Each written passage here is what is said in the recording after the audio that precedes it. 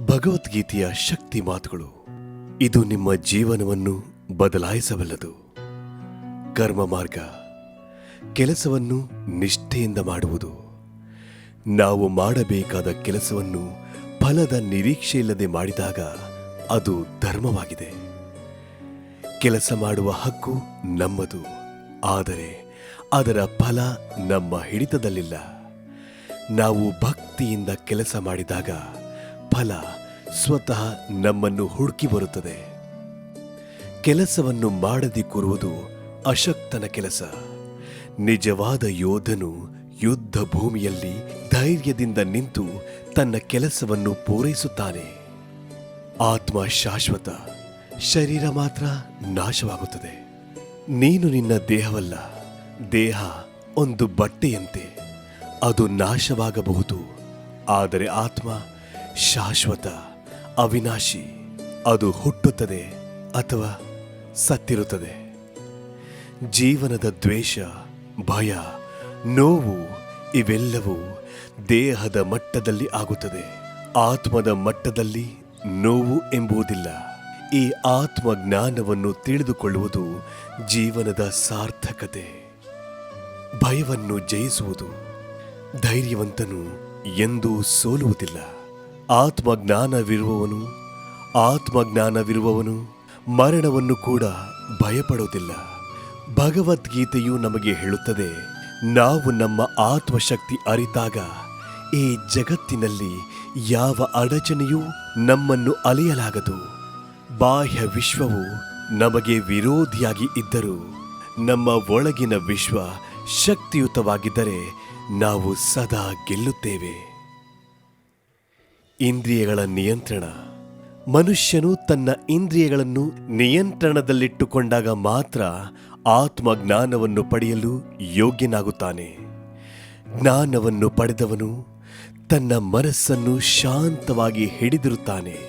ಯಾರ ಮನಸ್ಸು ಎಂದಿಗೂ ಬದಲಾಗದೆ ಆಸೆಗಳಿಗೆ ತೊಡಗಿಲ್ಲದೆ ಇರುತ್ತದೋ ಅವನು ಸದಾ ಶಾಂತಿಯುಳ್ಳವನಾಗಿರುತ್ತಾನೆ.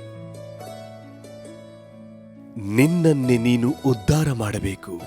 ನಿನ್ನ ಬದುಕಿನಲ್ಲಿ ನಿನ್ನನ್ನೇ ನೀನು ಎತ್ತಬೇಕು. ಯಾರೂ ಬಂದು ನಿನ್ನನ್ನು ರಕ್ಷಿಸುವುದಿಲ್ಲ. ನೀನೇ ನಿನ್ನ ಶಕ್ತಿಯ ಮೂಲ.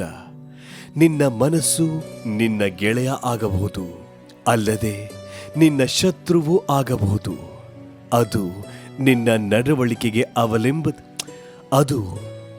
ನಡವಳಿಕೆಗೆ ಅವಲಂಬಿತವಾಗಿದೆ. ಆತ್ಮವಿಶ್ವಾಸದಿಂದ ನಡೆದುಕೊಂಡರೆ ಜೀವನದಲ್ಲಿ ಏನೂ ಅಸಾಧ್ಯವಿಲ್ಲ. ಭಗವಂತನ ಶರಣಾಗತಿಯ ಶಕ್ತಿ. ಈ ಜಗತ್ತಿನಲ್ಲಿ ಎಲ್ಲವೂ ತಾತ್ಕಾಲಿಕ. ಯಾವ ಸಂದರ್ಭದಲ್ಲಾದರೂ ಭಗವಂತನ ಶರಣಾಗು. ಆತನು ಎಲ್ಲ ಪಾಪಗಳನ್ನು ಕ್ಷಮಿಸುವವನು. ಆತನು ಯಾವತ್ತೂ ಪ್ರೀತಿ ಮಾಡುವವನು. ಅವನಿಗೆ ಶರಣಾದಾಗ ಭಯವಿಲ್ಲ, ಕಳೆದು ಹೋಗಿದೆನೆಂಬ ಭಾವವಿಲ್ಲ. ಆತನು ನಿನ್ನನ್ನು ಕೈಬಿಡುವುದಿಲ್ಲ. ಯುಗ ಯುಗಾಂತರವು ಭಗವಂತನು ಧರ್ಮಕ್ಕಾಗಿ ಬರುತ್ತಾನೆ. ಧರ್ಮ ಕುಸಿಯುವಾಗ ಮತ್ತು ಅಧರ್ಮ ಪ್ರಬಲವಾಗುವಾಗ ಭಗವಂತನು ಧರ್ಮವನ್ನು ಸ್ಥಾಪಿಸಲು ಆಗಮಿಸುತ್ತಾನೆ. ಅವನು ಸದಾ ಸತ್ಯದ ಪರವಾಗಿದ್ದಾನೆ. ಇತಿಹಾಸವು ಅದಕ್ಕೆ ಸಾಕ್ಷಿ. ರಾಮನಾಗಲಿ ಕೃಷ್ಣನಾಗಲಿ ಅವನು ಎಲ್ಲ ಕಾಲದಲ್ಲೂ ನಾಶವನ್ನು ತರುತ್ತಿಲ್ಲ, ಸ್ಥಿತಿಯನ್ನು ಸುಧಾರಿಸುತ್ತಿದ್ದಾನೆ. ಶಾಂತಿ ಎಲ್ಲಿದೆ? ಇಂದ್ರಿಯ ಸುಖಗಳಲ್ಲಿ ಶಾಂತಿಯಿಲ್ಲ. ಇಂದಿನ ಸುಖ ನಾಳೆ ದುಃಖವಾಗಬಹುದು. ಆದರೆ ತನ್ನ ಮನಸ್ಸನ್ನು ನಿಯಂತ್ರಣದಲ್ಲಿಟ್ಟುಕೊಂಡವನು ಎಲ್ಲ ಕಡೆ ಶಾಂತಿಯನ್ನೇ ಕಾಣುತ್ತಾನೆ. ಆತನು ಹವಿತನವನ್ನು ಜಯಿಸಿದವನು. ಅವನಿಗೆ ಇತರರ ವಿರುದ್ಧ ತೀವ್ರಾಸೆಯಿಲ್ಲ, ದ್ವೇಷವೂ ಇಲ್ಲ. ಸತ್ಯ ಮತ್ತು ಧರ್ಮ ಎಂದೂ ಸೋಲುವುದಿಲ್ಲ.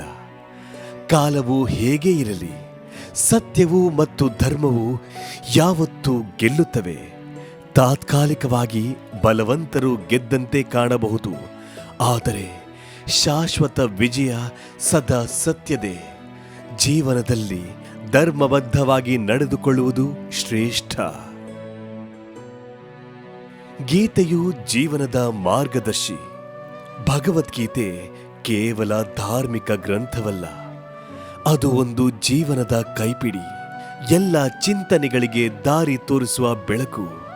ಆ ತತ್ವಗಳನ್ನು ನಿತ್ಯ ಬದುಕಿನಲ್ಲಿ ಅನ್ವಯಿಸಿದಾಗ ಮಾತ್ರ ನಾವು ಪ್ರಬುದ್ಧರಾಗಬಹುದು. ಗೀತೆಯ ಪಾಠಗಳನ್ನು ಜೀವನದಲ್ಲಿ ಜಾರಿ ಮಾಡಿದರೆ ನಾವು ಆತ್ಮವಿಶ್ವಾಸದಿಂದ, ಶಕ್ತಿಯಿಂದ ಬದುಕಬಹುದು. ನಿರ್ಲಿಪ್ತತೆಯ ಜೀವನ. ಈ ಜಗತ್ತಿನಲ್ಲಿ ಕಾರ್ಯನಿರತನಾಗಿ ಫಲಕ್ಕೆ ಆಸೆಯಿಲ್ಲದೆ ಬದುಕುವುದು ಉತ್ಕೃಷ್ಟತೆ.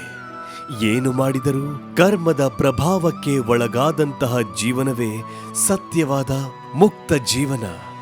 ಇದು ನಿರ್ಲಿಪ್ತತೆಯ ತತ್ವ. ಇದು ನಮ್ಮ ಮನಸ್ಸಿಗೆ ಭಾರವಿಲ್ಲದ ಮುಕ್ತಿಯ ಬಾಗಿಲು. ಕೋಪ ಮತ್ತು ಆಸೆಗಳ ನಾಶಕಾರಿತನ.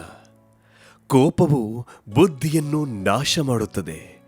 ತಾತ್ಕಾಲಿಕ ಹರ್ಷವನ್ನು ತರುವ ಆಸೆಗಳು ಶಾಶ್ವತ ನಾಶವನ್ನು ತಂದರೂ ಬಿಡುತ್ತವೆ. ಕೋಪಕ್ಕೆ ಬರುವ ಮೊದಲು ನಗು ಮಾಡುವ ಶಕ್ತಿ ಬೆಳೆಸಬೇಕು.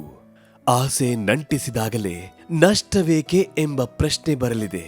ಗೀತೆಯು ಕೇಳುತ್ತದೆ, ನಿನ್ನ ಆಸೆ ನಿನ್ನನ್ನು ನಡೆಸುತ್ತಿದೆಯೇ ಅಥವಾ ನೀನೇ ನಿನ್ನ ಆಸೆಯನ್ನು ನಿಯಂತ್ರಿಸುತ್ತಿದ್ದೀಯೋ? ಪ್ರೀತಿ, ಶ್ರದ್ಧೆ ಮತ್ತು ಸಮರ್ಪಣೆಯ ಶಕ್ತಿ. ನೀನು ಯಾವುದನ್ನು ಪ್ರೀತಿಯಿಂದ ದೇವರಿಗೆ ಅರ್ಪಿಸುತ್ತೀಯೋ ಅದು ಪುಷ್ಪವೋ ಫಲವೋ ನೀರಲ್ಲೋ ಆತನು ಅದನ್ನು ಒಪ್ಪಿಕೊಳ್ಳುತ್ತಾನೆ.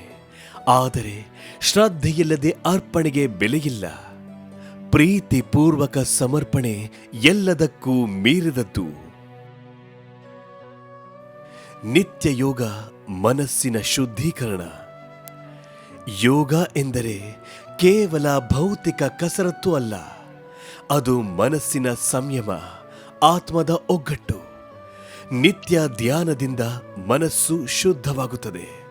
ಗೀತೆಯು ಹೇಳುತ್ತದೆ, ಯಾವ ಮನಸ್ಸು ಯೋಗದಲ್ಲಿ ತಲ್ಲೀನವಾಗಿದೆಯೋ ಅದು ದುಃಖವನ್ನು ಮರೆತು ಹೋಗುತ್ತದೆ.